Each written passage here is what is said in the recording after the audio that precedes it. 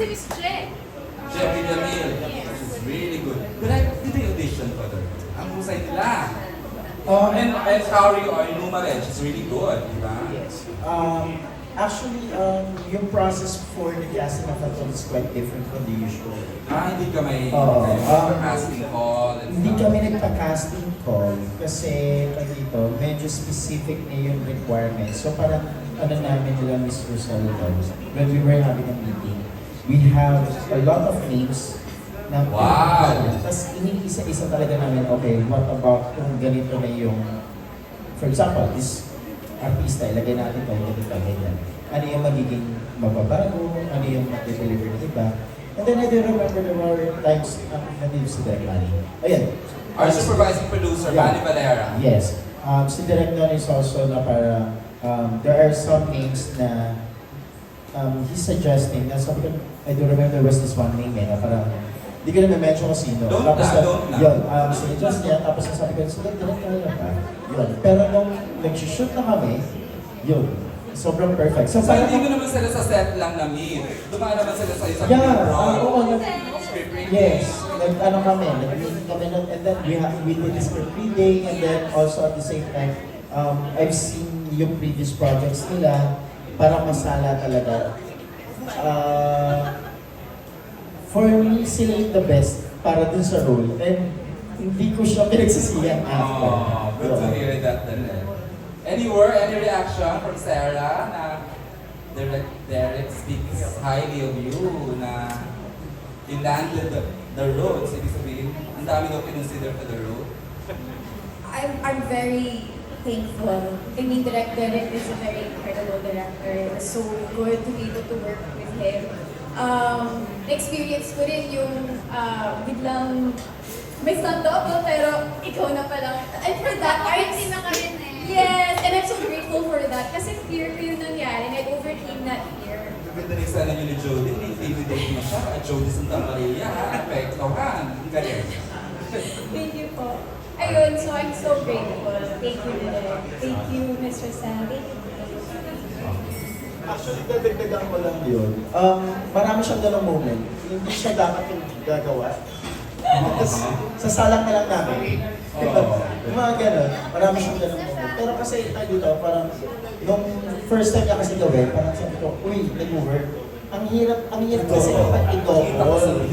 Kapag dinouble mo na kasi minsan, hindi makuha yung may mga small gestures and tono na hindi kayang ibigay ng double na mabibigay lang yung mismo ng artista.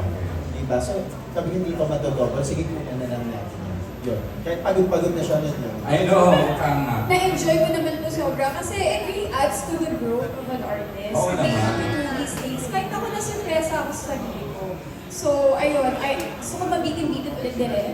So, experience ulit. Nakapag-years pa doon. Huwag ka mag-request sa ganyan. I can't promise na hindi ako manginginig. Alright. Lian, any reaction sa what Derek said? Yeah, syempre, I'm so grateful kay Direk Derek. I mean, this is my second time doing a horror film. Gusto ko siya. Yung beauty niya, oh, iba. Ano ba? Ako lang to, Lian. Sige, kita mo na kanina pa ako natatawa sa Hindi, pero balik tayo sa, Siya tayo masaya ko. This is my second time doing a horror film. I remember, bata pa ako noon, nung first time ko. I was young Lovey Po pa, nung time na yun sa Aswang. Tapos, basta yun yung pinaka-first ko. Tapos, it's been a while. Wow. Yes, yung younger version, di ba? Hindi na ako, super bata pa ako. Super bata pa ako noon, as in. Siguro mga 10, 11. Yan pang role ni Joy. Baka hindi rin niya ako nakilala doon kasi as in binuhusan ako ng prosthetic na dugo all over my body. So hindi talaga kita masyado yung face ko. Pero anyway, ayun, syempre, kinabahan ako. It's like my first time nung time na ginagawa namin tong nandun. Syempre talagang gusto ko na ibigay yung 200% best ko dito. And it's something na I really asked for din and prayed for na gumawa ng film. And of course, gumawa ng genre na out of my comfort zone really. So, lagi kasi ako drama, lagi kontrabida, ganyan. So, gusto ko naman iba naman. So, ayun nga, nabigyan ako opportunity to do a horror film and super, naalala ko, talagang pinag-aralan ko yung script and I was asking Derek kung ano yung mga pwede pang gawin, ano Mas yung mga challenging talaga sa horror, niya. ano? Yes, very challenging Very talaga ang horror. Talagang, tinetest ko rin mentally, emotionally, talaga, when Take it you're from doing Jody, yes, when you're doing a horror pinabalikan niya yung film. genre. Yes, talagang parang binibigay mo rin talaga yung buong kaluluwa mo pag gumagawa ka ng horror film. So I'm so grateful dahil nandiyan yung mga co-actors Thank ko, you, yan Direk sila Derek. Miss Jody, ayan, sila Derek for guiding me all throughout this process. Before I give the microphone, Mars, can you declare, kasi I've been hearing a lot from Ms. Rosel in the few days, moments na nakasama ko siya, this is Regals, one of the biggest horror movies na nagawa nila. And sa Sigaw Pabida, how do you feel na the biggest horror collaboration ito ng Regal? Siyempre, alam naman natin ang galing tayo sa mga franchise ng mga Shake, Rattle and Roll, di ba? Pero ito, binabalik na naman ng Regal where they're really good at, which is the horror genre. Kasi ikaw pa yung nakita saan, so... Of course, I just feel so blessed and grateful na na-entrust ng Regal yung project sa akin at syempre hindi lang sa akin pero sa mga kasama ko rin dito ngayon. Thank you. Nasabi ko naman na to before na it was a dream talaga to work. Sige, papalitan ko na lang yung mic. Hello? Ayan. Ayan, you're good. Thank you, So, Mare. so it was really a dream to work with Regal. Can I share? Sabi mo more, ba't hindi ako kinukuha ng So it's killing talaga when you got the offer from No, Regal. kasi, di ba kasi almost every year merong Shake, Rattle, and Roll. Ayun pala. Umabot na nga siya sa pang-ilan ba? Ilan na, Sir Keith? 13 ba? 6? Extreme! Yun na nga, di ba? Ayun, correct. So parang every time, parang, kukunin kaya nila ako? Iisipin mo talaga yun eh. Dream kasi, di nung ba? as a child, I would watch Regal Shocker. Correct. Growing up, di ba? Diba? Tapos yung mga Shake, Rattle, and Roll, na isang favorite ko doon, yung episode nila sa Undin. Oo. Kaya sa kanya isip ko na, it would be nice, no, kung one day maging part ako ng movie ng Regal. But then, it never happened. Nung panahon na yun. Years ang inintay mo, decades, no?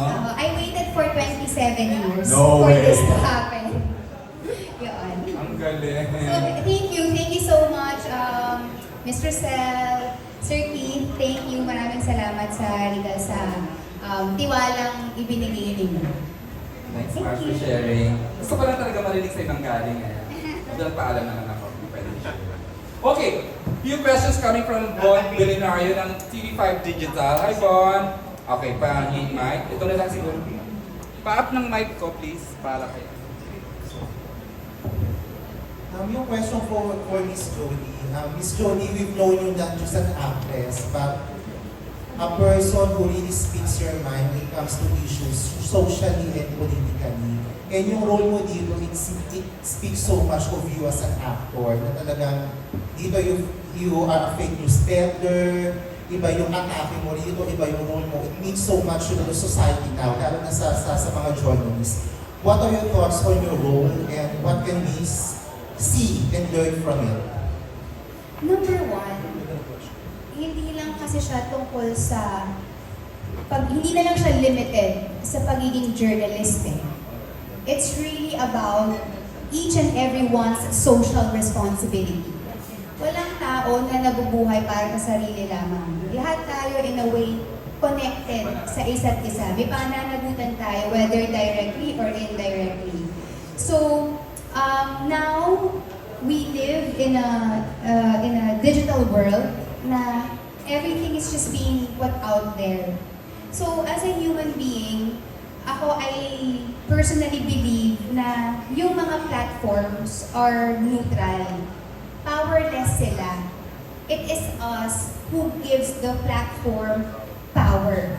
And now the question is, paano mo gagamitin yung platform na yun? Will you use it for good or will you use it to create chaos?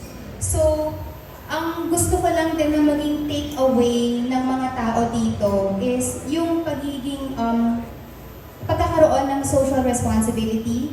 And then number 2, kung dumating ka sa punto ng buhay mo na na-offeran ka, sabihin mo ng trabaho, sabihin mo ng malaking halaga, pero ang kapalit naman nun ay prinsipyo mo, what are you willing to give in exchange for your soul? Thank you. Makaka-relate tayo, content creator, sa pelikulang ito, Mars, di ba? Where do you withdraw the line between ambition and content? Direct, please elaborate on that. Ikaw, may question. Thank you for your thoughts, Miss Jody. Go ahead, Von. You're good na? Thank you, Miss Jody. Thank you. Gusto ko pa sana, kaya lang ang hirap, di ba? Sa journalist, kami naman gumagawa ng content for likes, for engagement. Pero saan kami pupunta direct, di ba? May inspiration ka ba direct sa character ni Vivian? Yes. Ay, sino? It's a very thin line kasi yung between doing good and evil, especially for the digital age and for the social media. Sometimes we might think na, uy, okay to, tama to para sa amin. Eh, what if ko sa tingin ng iba ay mali? Or yung mali para sa kanila ay tama para sa iyo. So yung parang, I think nabanggit naman siya ng movie eh. I mean, hindi ko na sasabihin sa atin. Pero everything is merong kabayaran. Parang one way or the other is like what Julie said na parang it's interconnected. Hindi mo man mapansin directly na tatama sa'yo, pero one way or the other, babalik yung consequences. Kasi hinayaan mo. And then wala kang ginawa. Hindi mo tinama or hindi mo kinore or alam mo yun, hindi ka nagsalita. So maybe now, hindi mo siya mararamdaman, but maybe 10 years from now or 15 years from now, your decision before sasampalin ka bukas. Yun. Ang ganda ng kwento talaga direct sa akin. Jules, ang ganda ng ano nyo, ng mother-daughter.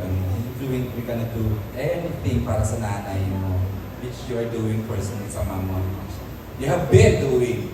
Tapos asad ka sa mama naman. Grabe yung supporta mo, no? Kahit sa anak mo na minsan blinded ka, taas ang tingin mo sa kanya, and struggling pa rin naman siya. Dami ko na sa share. Okay, more questions siguro. We'll have Miss Natalie Tumaga. Uy, she doesn't attend. She hardly attends press cons ko, pero today, she is here with us. She's the Philippine Star Entertainment Editor, Miss Natalie Tumaga. More songs, Nat.